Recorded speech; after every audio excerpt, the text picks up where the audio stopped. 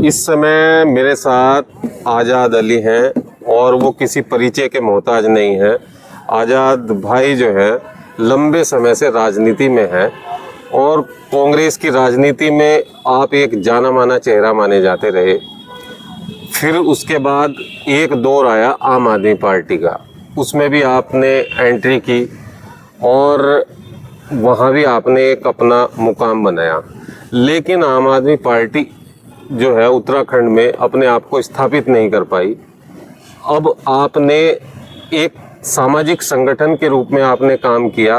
अब हाल फिलहाल में आपने घोषणा कर दी कि जन अधिकार पार्टी हम लेकर आ रहे हैं।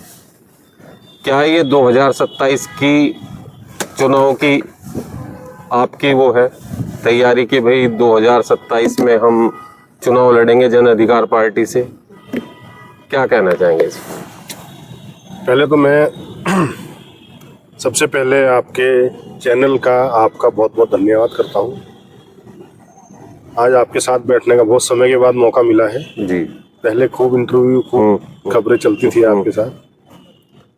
और जैसे कि आपने सवाल किया कि भाई एक समय पे कांग्रेस पार्टी में रहे हैं, आम आदमी पार्टी में रहे हैं, सामाजिक संगठन चलाया है, पॉलिटिकल पार्टी बना दी है। देखिए वक्त जो है, प्रकृति जो है बदलाव का एक हिस्सा है और प्रकृति का नियम है बदलाव। तो बहुत सारी चीजें समय के साथ बदलती हैं। एक समय पे कांग्रेस हुआ करती थी जिसकी कहीं ना कहीं सेकुलर मानसिकता होती थी, सेकुलर विचारधारा पे काम करती थी कांग्रेस पार्टी अपनी विचारधारा से हटी, अपने मूल सिद्धांतों से हटी। और खास तौर पे उत्तराखंड की बात करें तो हमारे जैसे कई सारे लोगों को बैकफुट पे लाने का काम किया। तो किसी भी जब पिलर को हिलाया जाता है, छेड़ा जाता है, गिराया जाता है, कहीं ना कहीं पूरी बिल्डिंग ही धराशायी होती है। तो उत्तराखंड में कांग्रेस पार्टी ने खुद ही अपने आप को धराशायी किया। मजबूत पिलरों को कहीं ना कहीं ठिकाने लगाते चले गए, लेकिन ये उनको समझ नहीं आया कि वो मजबूत पिलर को ठिकाने नहीं लगा रहे, वो अपनी ही कब्र खोद रहे हैं। तो उन्होंने अपने आप को खुद ही खत्म किया है, खुद ही बर्बाद हुए हो। और जो सिर्फ मंच पर दिखने वाले लोग हुआ करते थे, जो सिर्फ सही धजकर आना, मंच पर आकर बैठ जाना, ऐसे लोगों को पार्टी लेके आगे चली। बेड़ा गर्क तो तय था, तो ये तो इन्होंने अपने आप को खुद ही खत्म किया है। तो कांग्रेस तो आज उत्तराखंड में इस स्थिति में है। अभी लोकसभा के चुनाव पे ईटीवी उत्तराखंड के एक उसने मीडिया कर्मी ने सवाल पूछ लिया कि कांग्रेस को लेके आपका क्या कहना है। आम आदमी पार्टी में थे हम, तो हमने कहा भाई कांग्रेस का जिक्र ना कीजिए, उत्तराखंड में कांग्रेस वेंटिलेटर पे है। तो अब तो वेंटिलेटर से भी नीचे जा चुकी कांग्रेस। अब कांग्रेस तो 19 विधायक जीत के आई 2022 में। मुझे नहीं लगता कि दहाई का आंकड़ा भी पार करने वाली है 2027 में। तो ये स्थिति कांग्रेस की है। तो सच्चाई से प्रदेशवासियों को कहीं ना कहीं मैं अवगत कराना भी चाहता हूँ और प्रदेशवासियों को सच्चाई पता होनी चाहिए कि वाकई में हमारे प्रदेश में जो कांग्रेस की स्थिति है वो बहुत नाजुक स्थिति में है। आपसी झगड़े हैं, मजबूत नेता नहीं है, मंच पे दिखने वाले सिर्फ लोग हैं। बात करें अगर मंच पे और कांग्रेस में जो गुटबाजी की, उस गुटबाजी का रोज एक नया जीता जागता उदाहरण देखने को मिलता है। अब तो स्थिति ये है कि महिलाओं ने भी बड़े बड़े मोर्चे खोल रखे हैं उसमें। कोई कहती है कि भाई मुख्य प्रवक्ता मैं हूं, तो दूसरी कहती है कि सब कुछ कैसे आप हो सकती हो, मैं ये हूं, मैं हूं। तो कहने का मतलब ये है आपस की खींचतान। हाँ, आपस की खींचतान तो बहुत छोटी चीज होती है। इन्होंने तो एक दूसरे को बिल्कुल आज ऐसा करने की स्थिति बना रखी है कि प्रदेशवासियों को एक इंटरटेन कराते रहते हैं बीच बीच में, ऐसे इनके झगड़े चल रहे हैं। तो ये स्थिति है। और भाई आम आदमी पार्टी की बात करें तो आम आदमी पार्टी को हमने उत्तराखंड में चुना सिर्फ इन्हीं 2-4 बातों के पीछे चुना कि भाई ये लोकतंत्र को लोकपाल लाने के लिए दिल्ली में जो इन्होंने एक आंदोलन किया, लोकतंत्र बचाने के लिए इन्होंने जो एक आंदोलन किया, और आंदोलन से निकल कर ये पार्टी आई, शायद देश में बदलाव होगा। और एक मैं ही आजाद अली नहीं मैंने कितने लोगों ने इस चीज पे भरोसा जताया कि शायद देश में बदलाव यही पार्टी लाएगी और बदलाव आने वाला है। ऐसी स्थिति बनी। तो 2022 में उत्तराखंड में एक विकल्प के तौर पे आम आदमी पार्टी को खड़ा करने की हमने कोशिश की और कहीं ना कहीं 3.25% वोट मिला है। जहां अभी कुछ दिन पहले हरियाणा में चुनाव थे, जहां सोशल मीडिया में सीधे था कि भाई आम आदमी पार्टी के 20-30 विधायक आ रहे हैं, उसके बिना सरकार नहीं बनेगी, वहाँ 1% वोट आया है। तो 3.25% उत्तराखंड में वोट आया, तो ये भी कार्यकर्ताओं की ही मेहनत थी और एक बदलाव प्रदेश कहीं ना कहीं चाहता भी है। लेकिन आम आदमी पार्टी का जो अपना एक सिस्टम है वो पार्टी की तरह नहीं है। वो एक लिमिटेड कंपनी की तरह इसको चलाते हैं और वो लिमिटेड कंपनी की तरह चलाने की वजह से ही अब दिल्ली से कहीं ना कहीं बाहर हो गए। ये दिल्ली वाले दल कहा जा रहा है उत्तराखंड में कि दिल्ली वाले दल सबसे बड़ा छल, ये वैसे तो नारा उत्तराखंड क्रांति दल का है। आपने कहा कि भाई एक विकल्प के तौर पे हम चाहते हैं उत्तराखंड में, क्योंकि कांग्रेस की स्थिति से सभी भली भांति परिचित भी हो गए हैं। तो आपने अपना ये पार्टी का गठन किया, तो आप जो यहाँ की क्षेत्रीय ताकतें हैं, जैसे उत्तराखंड क्रांति दल है, सबसे पुराना दल है, उसकी तरफ आपने क्यों अपने आप को नहीं बढ़ाया कि हो सकता है कि कहीं इसको ताकत दी जाए? उसके पीछे क्या कारण है?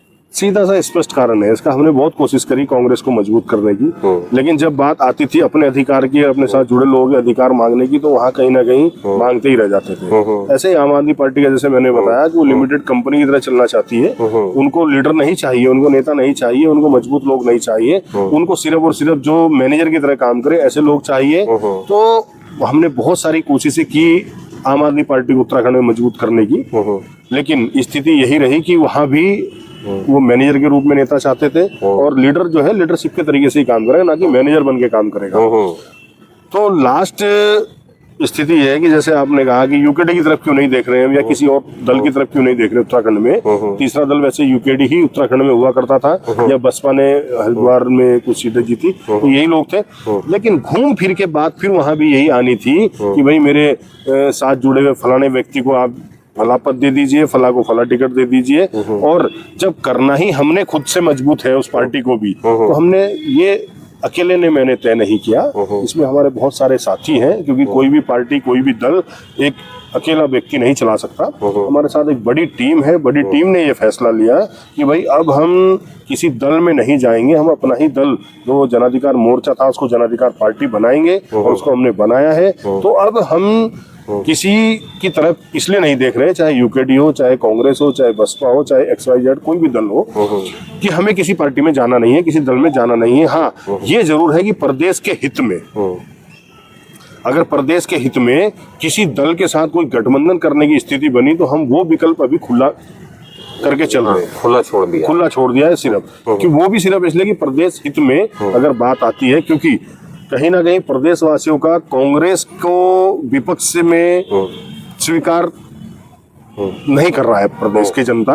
अस्वीकार कर चुकी है। वो कहीं दिख भी नहीं रहा कि कांग्रेस पार्टी कहीं ना कहीं विपक्ष में है और विपक्ष की भूमिका निभा रही है, और प्रदेश की जनता कहीं ना कहीं उसको अस्वीकार भी कर चुकी है। तो ऐसी स्थिति में एक तीसरा मजबूत दल चाहिए। तो लेकिन हो सकता है कि विपक्ष के तौर पे आने वाले समय में सबसे मजबूत जो है हमारी जनाधिकार पार्टी हो, क्योंकि जो आवाज जनता की उठाएगा, जो जनता के कहीं ना कहीं भरोसे पे खरा उतरेगा, वही पक्ष में रहेगा, वही विपक्ष में रहेगा।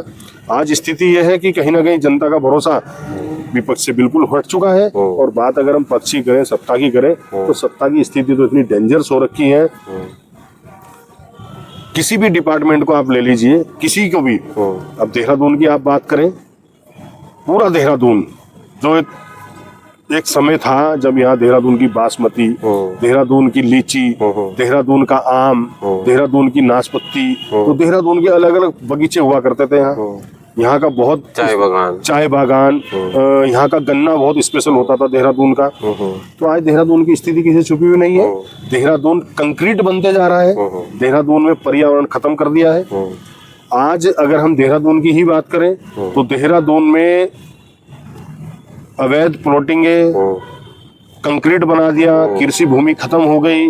और अगर बाग बगीचों की बात करें, तो देहरादून में पिछले 2-3 साल में, खासतौर पे 2-4-5 सालों के अंदर कई सौ की तादाद में बगीचे कटे हैं। और आज विभागों की स्थिति ये है, उनको सरकार की ऐसी सह है कि वो कोई कार्यवाही नहीं करना चाहते, कोई कार्यवाही के नाम पे जीरो है। तो बताओ भाई, कौन सी कांग्रेस पार्टी ने या कौन से विपक्ष ने देहरादून में अवैध कृत्यों के खिलाफ आवाज उठाई हो?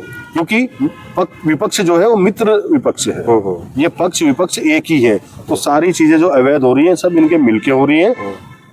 देहरादून में किसको नहीं पता, भानिया वाला क्षेत्र हो चाहे हमारा पछवादून विकास नगर सहसपुर का क्षेत्र हो कि कई सौ की तादाद में बगीचे कट गए, क्या विपक्ष को नहीं पता है? पता है, लेकिन मुश्किल ये है इनके लिए कि ये मित्र विपक्ष है, विपक्ष है ही नहीं। तो इसलिए भाई देश की जनता, देहरादून जिले की जनता, हरिद्वार की जनता कहीं ना कहीं देख रही है कि ये विपक्ष वाले के लायक है या नहीं है, विपक्ष के लायक ये लोग बचे ही नहीं है। तो ऐसी स्थिति में कहीं ना कहीं तीसरे विकल्प के रूप में आज अगर मजबूती से, चाहे वो पेड़ कटान की बात हो, चाहे अवैध कोई से भी काम चल रहे हैं जिला देहरादून उनकी बात हो, हमारी पार्टी से लोग पदाधिकारी, हमारी पार्टी से जुड़े नेतागण मजबूती से इसको उठा रहे हैं। और अगर जरूरत पड़ेगी तो कोर्ट, हाई कोर्ट तक की लड़ाई भी लड़ेंगे, क्योंकि बात जनहित की है। तो जनहित के मुद्दों को जो उठाएगा जनता उसको स्वीकार करेगी। जन अधिकार का मतलब यही है कि आप जनता के अधिकारों की रक्षा करेंगे।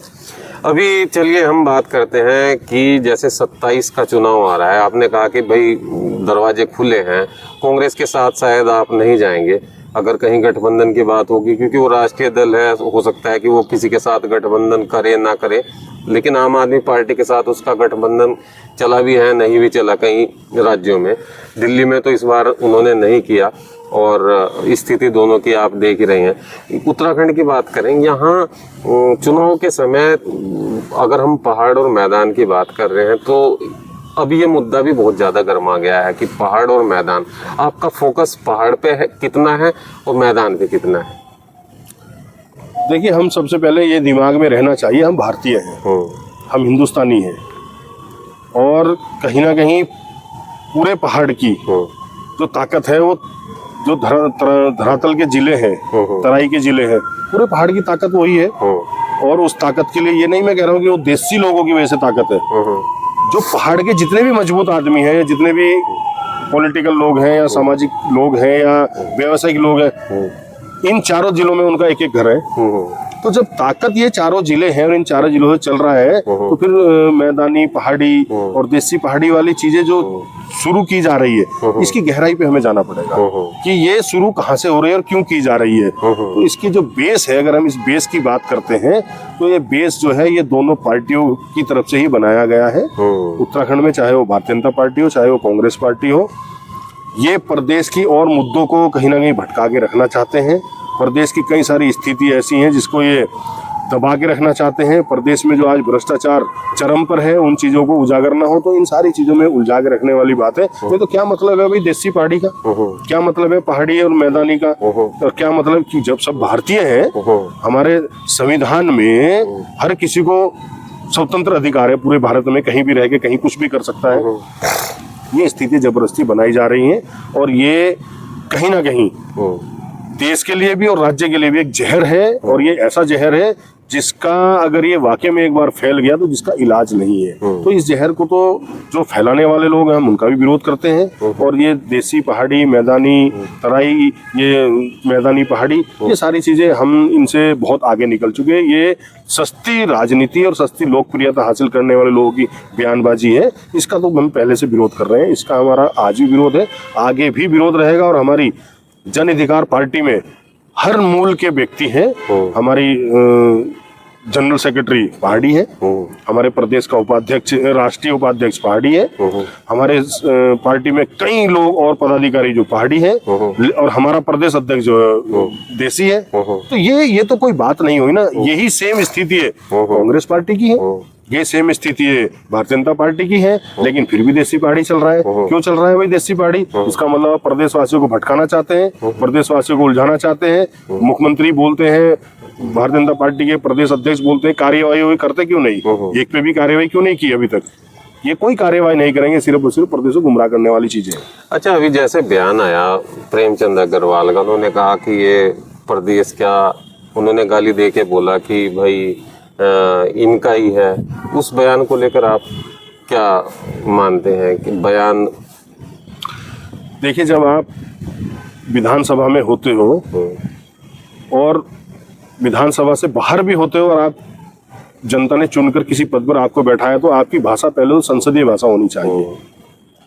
तो उनको कोई भी बात अगर अपनी रहनी थी कि हाँ ठीक है ये प्रदेश किसी का नहीं है सबका है, तो उसकी जो तरीका था वो संसदीय भाषा में होना चाहिए था। तो प्रेमचंद अग्रवाल ने जिस तरीके से भाषा का उपयोग किया उसका तो हम विरोध करते हैं, लेकिन जिस तरीके से उसको फिर देसी पहाड़ी के रूप में फैलाया गया है और बहुत सारे लोगों ने कहा भाई ये हमारा पहाड़ी प्रदेश है, हमारा ये, अरे भाई पहाड़ी प्रदेश की बात ही करो, देश की बात करो ना। जब उत्तराखंड राज्य बनाने की बात आई थी तब तो इसमें मुस्लिम्स ने भी हिस्सा लिया, देसी लोगों ने भी हिस्सा लिया, पहाड़ी लोगों ने भी हिस्सा लिया।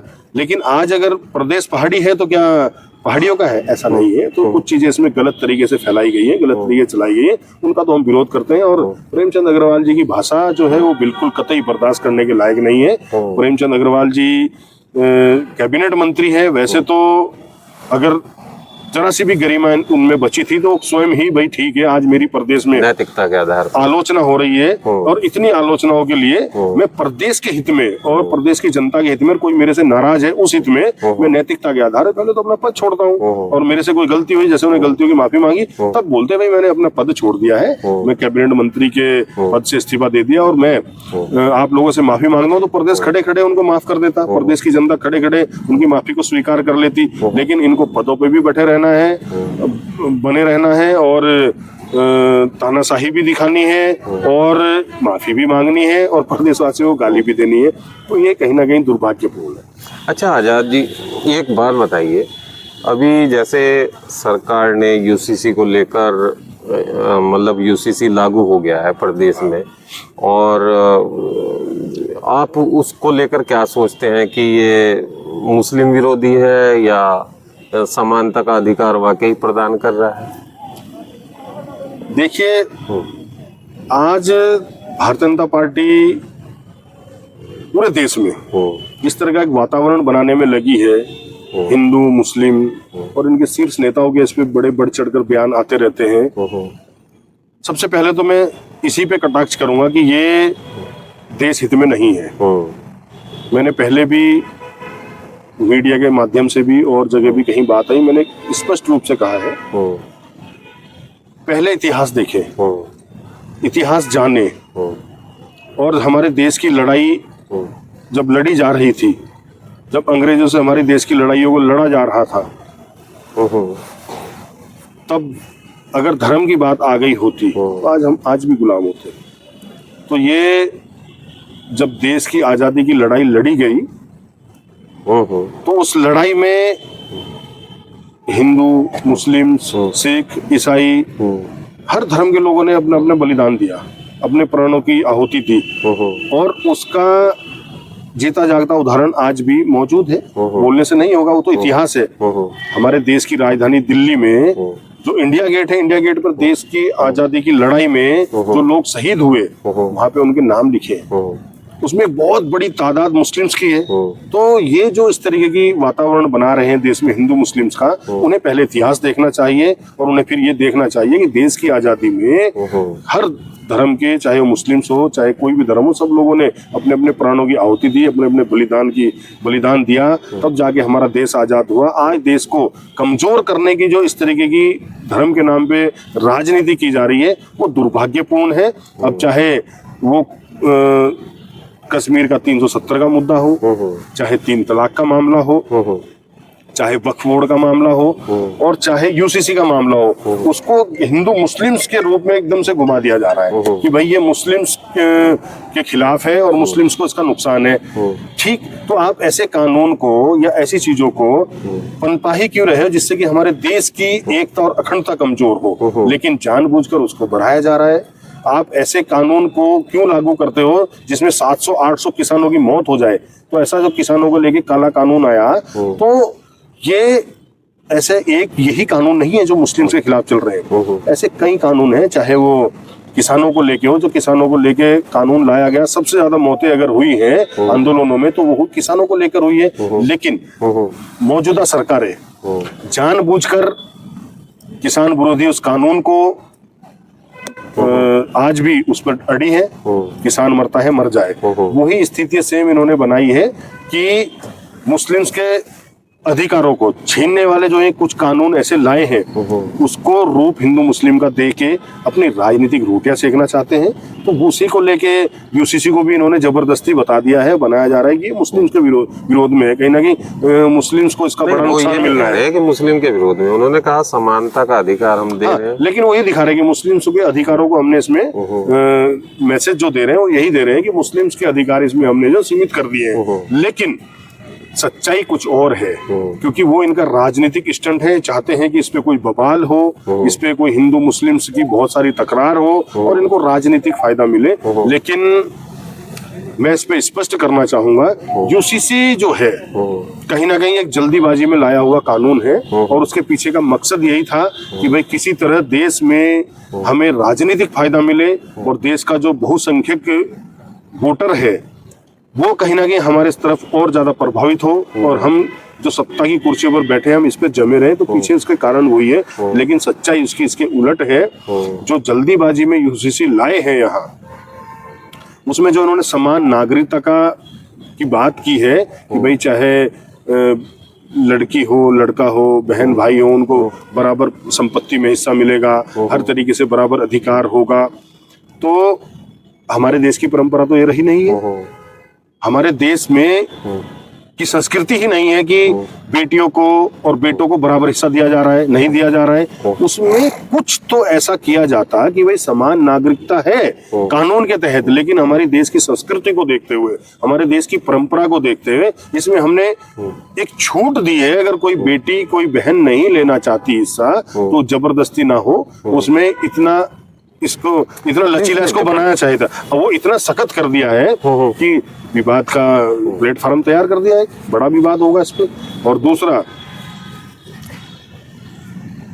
लिव इन रिलेशनशिप वाला मामला है, उसमें पूरे पहाड़ से लगाकर पूरे मैदानी जिले में उसमें हमारा भी समर्थन रहा है, उसका विरोध हो रहा है कि भाई लिव इन रिलेशनशिप का जो आपने इसमें कानून लाया कि अपना पंजीकरण कराओ और साथ रहो, तो उस पंजीकरण के आड़ में क्या गारंटी है कि उसका दुरुपयोग नहीं होगा, क्या गारंटी है कि उसका मिसयूज नहीं किया जाएगा, क्या गारंटी है कि उसमें हमारी बहन बेटियों को हमारे बेटों को एक जो आज की तांदी है आज की जनरेशन है क्या वो गलत रास्ते की तरफ भी आपने उसका गलत उपयोग नहीं कर पाएगी। बहुत सारी खामियां इसके अंदर हैं जिन खामियों को ठीक करने की आवश्यकता है। और इन खामियों को ठीक करने के साथ साथ मैं एक बात और कहना चाहूंगा, प्रदेश के मुखिया को और जो एक कमेटी थी इसमें समिति बनाई गई थी, सबसे पहले वो ये स्पष्ट करे कि वाकई में इस यूसीसी के तहत समान अधिकार सबको मिलेगा भी, लेकिन समान अधिकार मिल कहाँ रहा है। ये जो पहाड़ी देसी चल रहा है, मैदानी पहाड़ी चल रहा है, सबसे पहला तो इनके मुंह पर तमाचा यही है कि यूसीसी लागू होने के बाद मैदानी पहाड़ी देसी पहाड़ी चल गया, तो ये समान है, कहीं से समान नागरिकता का उदाहरण है, उनके मुंह पे बड़ा तमाचा है ये। तो ये इनका एक फेल कॉन्सेप्ट है, फेल्यूर मान रहे, टोटल फेल है। और इसमें कई लोग अदालत जा चुके हैं, उच्च न्यायालय जा चुके हैं, तो बहुत जल्द इसको मुझे लगता है कोर्ट इसमें निर्णय लेगी। और ये जब तक इसमें बहुत सारी चीजें खामियां ठीक नहीं होती, कोर्ट इसकी अनुमति नहीं देगी। और इसका जो मिसयूज करना चाहती है, राजनीतिक यूज करना चाहती है, उस पर भी कई लोग कोर्ट गए हैं, तो उस पर भी कहीं ना कहीं कोर्ट संज्ञान लेगी। तो ये एक फेल्योर इनका आपको नजर आ रहा है। देखिए क्या है, फेल्योर की आप बात कर रहे हैं, अब आपकी पार्टी की हम बात कर लेते हैं। चुनाव में किन मुद्दों के साथ में आप 2027 में जाएंगे और आपका फोकस कितनी सीटों पर? देखिए, सबसे पहले तो हमारा एक ही फोकस है, जनता की आवाज। आज विभागों की स्थिति ये है कि आपने जनहित में कोई शिकायत दे दी, किसी भी विभाग की बात ले लीजिए, अभी मेरे जीता जागता उदाहरण है फॉरेस्ट विभाग का, हमारी पार्टी से जुड़े एक व्यक्ति ने शिकायत दी, तो उसको उस विभाग के फॉरेस्ट विभाग का एसडीओ बयान के लिए शिकायतकर्ता को बुलाता है, एक बार नहीं कई बार। वो कहता है मुझे तथ्य दो, वो शिकायत दी आपने, जब जांच करूंगा मैं। अरे भाई, एक शिकायत दी, तुम जांच करो ना, पेड़ कटे हैं, पर्यावरण को बचाने का मामला है, मैं भी नहीं उठता, वो उल्टे पहले बयान उसके ले रहा है। मुझे एक एक चीज प्रमाणित कराओ, तथ्य प्रमाणित कराओ, तब मैं जांच करूंगा। और अपने विभाग को बचाने में लगा है। उस पर फिर हमने उनके चीफ कंजर्वेटर को एक पत्र लिखा, तो वो बोलता है कि आजाद अली जी आप आइए, बयान दीजिए और फिर मुझे एक एक चीज का तथ्य दीजिए।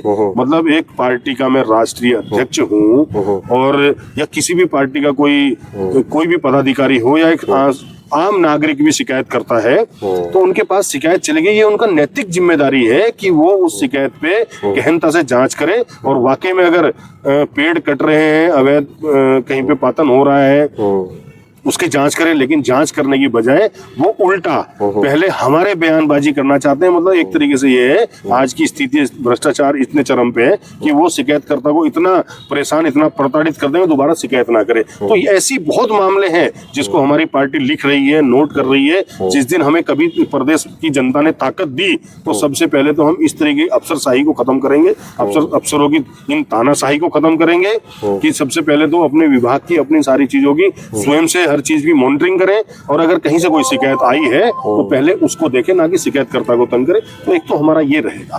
दूसरा, प्रदेश में भ्रष्टाचार के अलावा चाहे शासन हो, चाहे प्रशासन हो, चाहे पुलिस विभाग हो, एक डर का माहौल बनाया गया है। चारों तरफ एक डर का माहौल बनाया गया है। आम जन एक डरा हुआ है कि भाई कोई अगर जनहित में आवाज उठाएगा या अपनी हक की बात कहीं करेगा तो उसके साथ कुछ भी किया जा सकता है, किसी भी तरीके से उसको प्रताड़ित किया जा सकता है, उसे फर्जी मुकदमे लगाए जा सकते हैं। इस पे हमारी पार्टी मजबूती से आवाज उठाएगी। और जिस तरीके से मैंने अभी आपको कहा, प्रदेश में एक सत्ता के बाद एक विपक्ष ऐसा होता है जिसकी तरफ जनता देखती है और चाहती है कि ये हमारी बात को उठाएगा या उठाएगी ये पार्टी, लेकिन कोई दल ना उठा रहा है, ना कोई पार्टी उठा रही है। तो आज स्थिति इतनी भयानक हो चुकी है कि मन मर्जी चल रही है, चाहे विभाग हो, चाहे सरकारी तंत्र हो, चाहे सरकार हो। आप जिस तरीके से चाह रहे हैं उस तरीके से चला रहे हैं सिस्टम को। तो सिस्टम को ठीक करने के लिए प्रदेश की जनता की नजर में हम वो विपक्ष बनकर यहाँ पर दिखाएंगे कि भाई अगर किसी भी आम जन के साथ या कोई भी जनहित का मामला होगा उसको विपक्ष की पार्टी नहीं उठाएगी, लेकिन जन अधिकार पार्टी उसको मजबूती के साथ उठाएगी, चाहे वो किसी भी जिले का मामला हो या कहीं का भी हो। तो अभी हम पर्यावरण को लेके मजबूती से काम कर रहे हैं। ऐसे ही स्टेप बाय स्टेप लेके हम प्रदेश में जितने भी अवैध कृत्य हो रहे हैं या विपक्ष की समस्या है उन सबको लेकर उठाएंगे।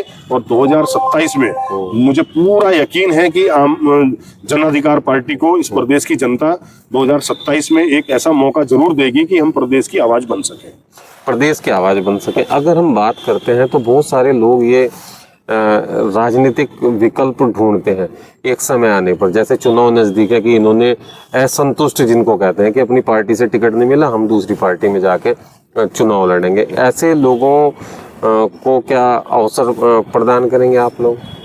देखिए, बहुत सारे दल हैं, बहुत सारे ऐसी पार्टी हैं जो बोलती हैं कि भाई हम समाज की बात करेंगे, राजनीति नहीं करेंगे। लेकिन मैंने पहले भी एक न्यूज चैनल पे खुलकर बोली है बात, मैं यहाँ भी खुलकर कह रहा हूँ, हम राजनीतिक लोग हैं, हम राजनीति ही करने आए हैं। और एक राजनीति जब हम 20 साल से कर रहे हैं तो हम राजनीतिक, हमने जो प्लेटफॉर्म बनाया है, हम इसमें राजनीतिक लोगों को बिल्कुल मौका देंगे, लेकिन ऐसे चेहरों को हम मौका नहीं देंगे जो सिर्फ और सिर्फ मौका तलाश रहे हैं।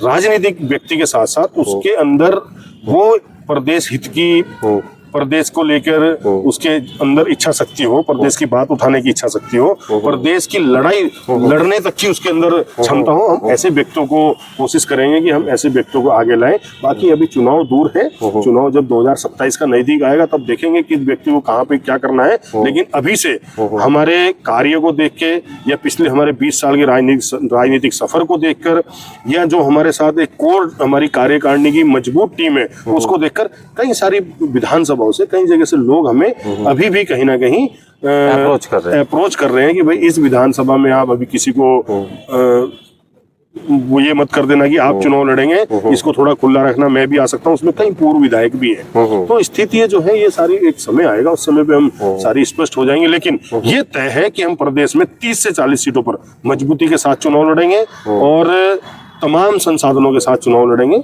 जिससे कि प्रदेश में एक तीसरा विकल्प मजबूती से खड़ा हो सके और इस प्रदेश की जो पक्ष और विपक्ष की मित्रता है उस पर कहीं ना कहीं अंकुश लग सके। जो मित्रता है और जिस तरीके से जो जनता के जो मुद्दे हैं वो लगातार आप देख रहे हैं कि राजधानी में भी आंदोलन होते हैं, रैलियां होती हैं, भू कानून को लेकर बात होती है, मूल निवास को लेकर बात होती है। भू कानून तो सरकार कह रही है कि आ ही गया, कि बस एक तरीके से अभी उसमें सदन में बहुमत से पारित हो गया, वो चला गया परवर समिति में, उसमें सुझाव इधर उधर के जो भी होंगे वो उसके बाद में लागू करने की बात। इस सख्त भू कानून को क्या मानते हैं? अभी ये सख्त भू कानून है और जिस तरीके से आंदोलन हो रहे हैं यहाँ पर, मूल निवास और ये सारी चीजें हैं, इनको लेकर आपका क्या मानना है? अगर जनता आपसे पूछेगी कि भाई आप मूल निवास को लेकर आपकी क्या राय है? कुछ नहीं, सरकार इन दोनों विषय पे ढाक के 3 बात करने वाली है। सब एक सिर्फ मनगढ़ंत ड्रामा है। जो सख्त भू कानून की बात सरकार कर रही है, हम सख्त भू कानून ला रहे हैं, काहे का सख्त है? हरिद्वार छोड़ दिया जिला, उधम सिंह नगर जिला छोड़ दिया, शायद देहरादून जिला भी छोड़ दिया है। नहीं, देहरादून तो है। देहरादून, तो जब उधम सिंह ने हरिद्वार जिला ही छोड़ दिया, जो सबसे बड़ा बेस है प्रदेश का, तो जब वहाँ खरीद फरोख्त सारी वैसे ही होगी जैसे हो रही थी, तो फिर काहे का सख्त भू कानून? जब नगर निगम छोड़ दिया, नगर पालिका छोड़ दी, उसमें देहरादून भी आएगा, तो फिर काहे का सख्त भू कानून? तो ये सिर्फ और सिर्फ इनका एक मनगढ़ंत ड्रामा है, जनता को बेवकूफ बनाने वाली बातें हैं। और जनता को बेवकूफ बनाकर सिर्फ जो आंदोलन हो रहे थे, भू कानून की जो डिमांड हो रही थी, मांग हो रही थी, उस आवाज को सिर्फ एक दबा के और पुचकार के और चुप आवाज बंद करने वाला काम है। और ऐसे ही जो मूल निवास की आप बात कर रहे हैं, कितने सालों से मजबूत तरीके से स्थायी निवास प्रमाण पत्र को लेके आवाज उठ रही है, लेकिन सरकार चाहती ही नहीं कि इस पर निर्णय लिया जाए और लेगी भी नहीं। तो इन दोनों मामलों में सरकार कुछ नहीं करने वाली है। ये ढाक का 3 पात साबित होंगे।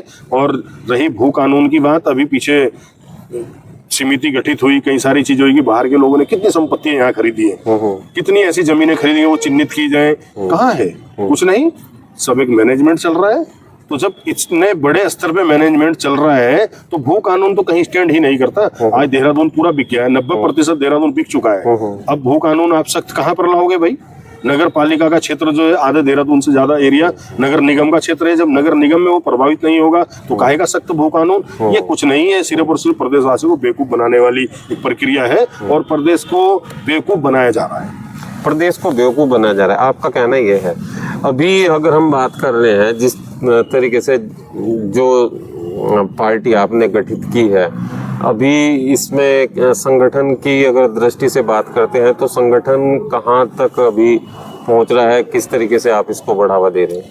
देखिए, एक राजनीतिक पार्टी बनाने की लीगल प्रोसेस होता है। उसके लिए आपको सबसे पहले अनाउंस करना होता है। तो हमने पार्टी को अनाउंस किया है, चुनाव आयोग में हमने अपनी प्रक्रिया चला दी है, रजिस्ट्रेशन की, वो सारी चीजें हैं। इसके अलावा हमारी राष्ट्रीय कार्यकारिणी है। राष्ट्रीय कार्यकारिणी में हमारे हर दल के, हर समुदाय के लोग हैं और हर धर्म के लोग हैं।